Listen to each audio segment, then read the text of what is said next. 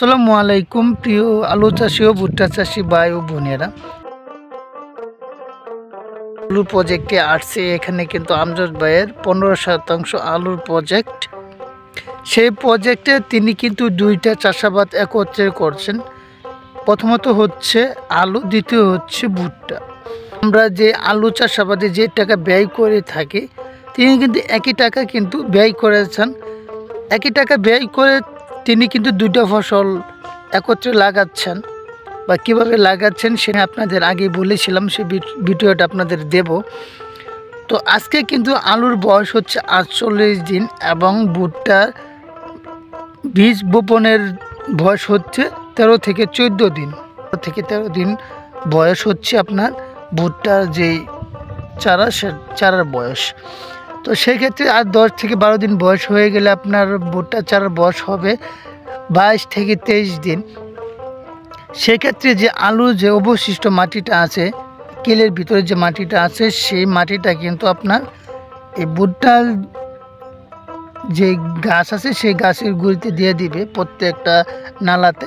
এটা কিন্তু নালাতে তিনি কিন্তু ভুট্টার বীজটা লাগিয়েছেন এবং প্রত্যেকটা নালাতে তিনি কিন্তু এই ভুট্টার বীজ দিয়েছেন, যাতে করে পরবর্তীতে সহজভাবে মাটিটা দেওয়া যায়।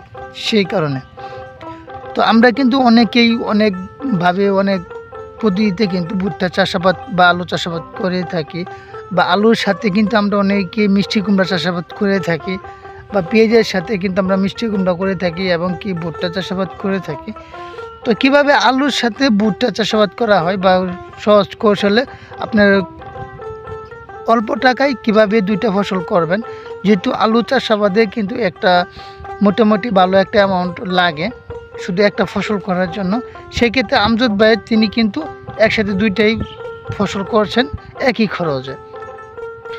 আলু চাষাবাদের জন্য যে জমিটা প্রস্তুত করতে হয়, সেই জমিটা প্রস্তুত করেছেন কীটনাশক বালাইনাশকের মাধ্যমে। তিনি জমিটা প্রস্তুত করেছেন, আলু লাগিয়েছেন, সেই মাটিতেই কিন্তু তিনি কিন্তু এই ভুট্টার বীজটা বপন করেছেন। তো ভুট্টার বীজটাই শুধু খরচ সেক্ষেত্রে। তো এখন পর্যন্ত তিনি কিন্তু বালাইনাশক বা কীটনাশক প্রয়োগ করেন নাই, পর্যন্ত ঠিকঠাক আছে। এখন পর্যন্ত কোনো বালাইনাশক তিনি জমিতে, আলু জমিতে কিন্তু দেন নাই। খালি ম্যানকোজেব গ্রুপে কিছু ওষুধ ছাড়া বা ভিটামিন কোনো কিছু এখন পর্যন্ত তিনি ব্যবহার করেন নাই। তো সেক্ষেত্রে কিন্তু যারা, আমি মনে করি যে একই খরচ আপনার আলু চাষাবাদের পর্যন্ত যে খরচটা, সেই খরচটাতে কিন্তু আপনার দুইটা ফসল সংগ্রহ করতে পারবেন একই সাথে। তো আসলে একসাথে দুইটা ফসল করে কিন্তু মোটামুটি অনেকটা লাভজনক। কারণ এক ফসলে কিন্তু আপনি যেই টাকা লাভ করবেন, দুইটা ফসল একত্রে করলে কিন্তু তার চেয়ে দ্বিগুণ লাভ আপনারা করবেন।